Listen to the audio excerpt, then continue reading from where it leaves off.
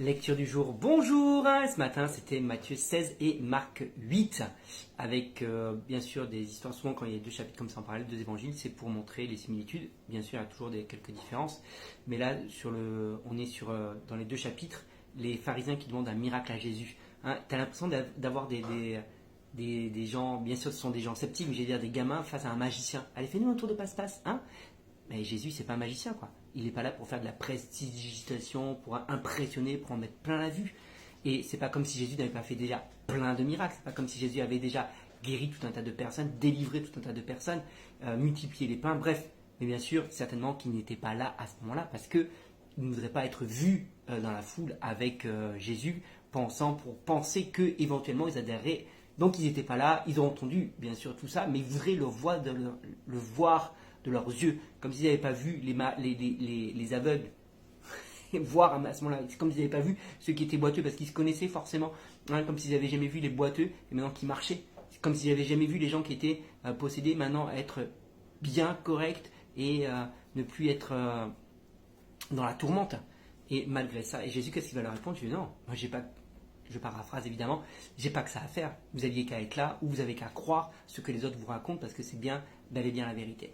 Et suite à ça, Jésus va enseigner ses disciples en leur disant méfiez-vous du levain des pharisiens. Et là, il est en train de dire méfiez-vous de l'orgueil. Ce qui empêche les pharisiens de croire, c'est leur orgueil. Les pharisiens se pensaient au-dessus de Jésus parce qu'ils étaient maîtres de la loi, que Jésus était juste un fils de charpentier. Ils ne croyaient absolument pas qu'il était le Messie. Et donc leur orgueil leur empêchait de croire. Et souvent dans la vie des hommes, tu l'as peut-être constaté, quand tu commences à témoigner autour de toi, un des premiers obstacles à s'abandonner à Jésus et à croire, et un obstacle à la foi, ça va être l'orgueil. Penser que moi j'en ai pas besoin, moi je suis au-dessus de ça, ça va être plus compliqué face à une personne qui est autosuffisante, orgueilleuse, de pouvoir lui apporter l'évangile, parce qu'il va falloir réussir à dépasser ça, déjouer ça, pour que la personne puisse se mettre à croire que Jésus est bien la solution à ses problèmes. Ben non, moi j'ai pas de problème, ou moi j'arrive moi-même à résoudre mes problèmes, donc j'ai pas besoin.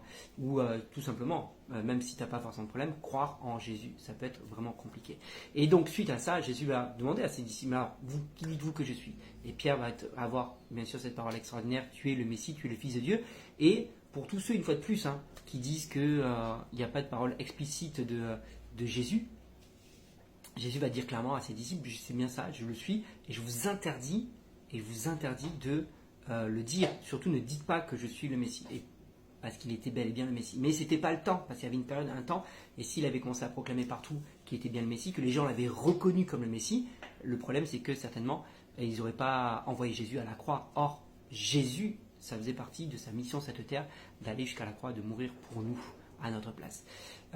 Dernière chose, bien sûr, c'est le revirement de Pierre. Hein. Pierre a une parole super inspirée, et puis après Pierre n'a pas du tout une parole inspirée. Et puis moi, dans ma version, il y a quelque chose qui m'a vraiment interpellé, c'est que Jésus lui dit à l'arrière de moi, Satan, tu penses comme les hommes, tu ne penses pas comme Dieu. Et c'est pas dans toutes les versions, mais dans la version que j'ai lue, c'était traduit de cette façon, et ça m'a interpellé ce matin, en me disant, mais au final, on doit avoir toujours cette pensée renouvelée, hein. Être né d'eau et d'esprit, c'est avoir cette pensée renouvelée. Avoir cette pensée renouvelée, c'est pouvoir avoir cette façon de penser comme Dieu pense, et c'est quand on a cette pensée comme Dieu pense qu'on peut affirmer que Jésus est le Messie, qu'il est le Fils de Dieu. Et quand on n'a pas cette pensée renouvelée, alors on pense à la manière des hommes, et penser à la manière des hommes, c'est penser comme le diable.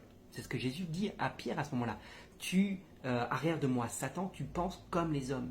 Et je me suis dit, bah ouais, penser comme les hommes, c'est au final avoir les pensées du diable à un certain moment. Donc on a vraiment besoin de dire à Dieu, renouvelle mes pensées, renouvelle-moi dans ma façon de réfléchir, dans ma façon de voir les choses, que je puisse les voir comme toi tu les vois, et je ne veux pas les voir de manière charnelle et de manière humaine, mais de manière divine. Voilà. Dis-moi toi ce que tu as retenu de ces deux chapitres-là. Tu me l'écris dans les commentaires, je prends toujours un plaisir à lire vos commentaires. Dis-le moi et je te souhaite une bonne journée.